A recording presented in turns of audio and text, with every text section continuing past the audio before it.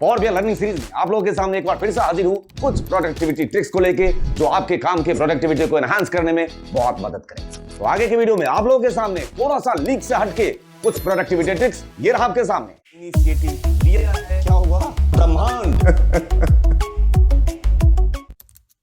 ये रहा मेरे पास एक कॉलम डेटा जिसमें कुछ नाम, ब्लैंक सेल और नल वैल्यूज भी हैं।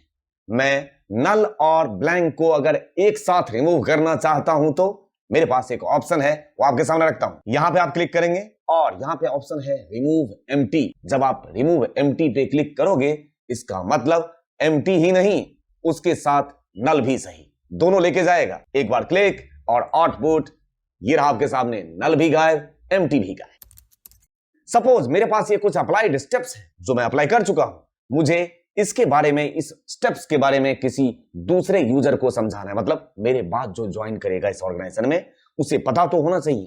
तो आपको ध्यान होना चाहिए कि डॉक्यूमेंटेशन बहुत इंपॉर्टेंट रोल प्ले करता है। मैंने क्या किया, उसके लिए किसी भी स्टेप पे राइट क्लिक किया, उसके प्रॉपर्टीज में चले जाएं, मैं उसके बारे में डिटेल डिस्क्रिप्शन लिख सकता हूं कि ये क्या है। सारी बात मैंने कुछ भी डिटेल इसके बारे में लिख दिया, ओके बटन प्रेस, और जब आप फॉरवर्ड करेंगे यहां पे देखिए वो आपको दिख रहा होगा as a comment, this is a filtered rose. यही चीज आप इस पर्टिकुलर टेबल के लिए अगर अप्लाई करना चाहें तो आप टेबल के लिए भी अप्लाई कर सकते हैं। राइट क्लिक और यहां पे भी इस टेबल के बारे में प्रॉपर्टीज लिख सकते हैं।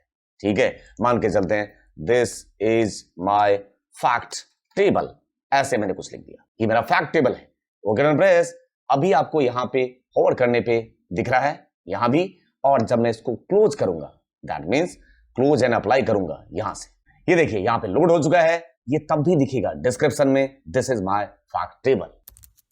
ये मेरे पास एक पावर बीआई का डैशबोर्ड बना हुआ है जिसकी समस्या ये है कि इसको मैं रीसाइज कर पा रहा, मतलब इसका खुद पे कोई कंट्रोल नहीं। मैं चाहता हूं इसका खुद पे कंट्रोल रहे, मतलब जैसे ऑब्जेक्ट जिस हालात में है वहीं के वहीं लॉक हो जाए। उसके लिए आप व्यू टैब में जाएं यहां पे, और यहां पे ऑप्शन आपको दिख रहा होगा लॉक ऑब्जेक्ट्स। लॉक कर देने के बाद अब आप इसको ऑल्टर करने की कोशिश कीजिए, कोई भी ऑब्जेक्ट मूव नहीं होगा। एक बार जब आपने डैशबोर्ड बना दिया तो लॉक ऑब्जेक्ट करके वहीं को वहीं उसे फ्रीज।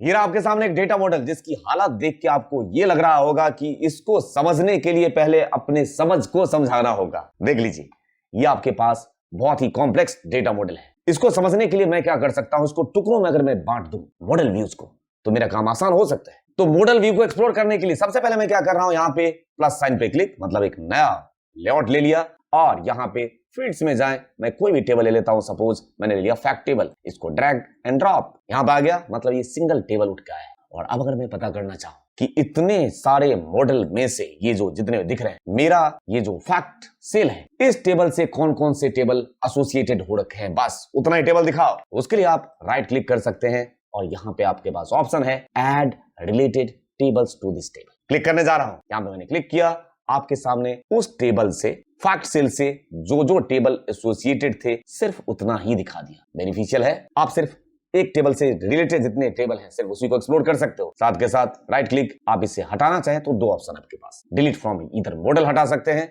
या रिमूव फ्रॉम डायग्राम भी आपके पास ऑप्शन है। मैंने कहा रिमूव फ्रॉम डायग्राम, वो टेबल हट गया, दैट मींस ये सिर्फ मॉडल बच गया। और अब मैं डायमेंशन सिटी है या कोई भी टेबल लेता हूं, चलिए ये वाला लेता हूं, डायमेंशन एम्प्लॉय, इस पे क्लिक और ऐड रिलेटेड टेबल, अगर कोई टेबल इससे एसोसिएटेड होगा वो टेबल फिर आपके सामने। अब डायमेंशन एम्प्लॉय से रिलेटेड टेबल आपके सामने है, बहुत बेनिफिशियल रहेगा मॉडल व्यू क्या मॉडल को एक्सप्लोर करने के लिए। ये मेरे पास एक डेट कॉलम है, इसमें कई सारे डेट अगर हों और मुझे फिल्टर करना हो, बहुत टेढ़ी घी रही है ना, स्पेसिफिक डेट का अगर मुझे फिल्टर करना हो, स्पेसिफिक ईयर का अगर मुझे फिल्टर करना हो तो ढूंढना होगा। अगर 2024 का करना हो तो देखिए ढूंढते हुए जाएंगे तब जाके, किसी स्पेसिफिक का अगर मुझे ईयर का करना हो तो 2024 वाले सारे डेटा, तो ये तो प्रॉब्लम है। उसके लिए मैं क्या करना चाहूंगा, इसमें से पहले एक डेटा फिल्टर कर ले, और फिल्टर हो जाने के बाद एक माइनर चेंज और आपके सामने 2024 का फिल्टर्ड डेटा हाजिर। यहां पे जाएं और मैंने पास किया डेट डॉट ईयर, देख लीजिए date dot year parenthesis start और यहाँ पे पैरेंथेसिस क्लोज, और ये बराबर किसके हो जाए, यहाँ पे इसको हटाओ,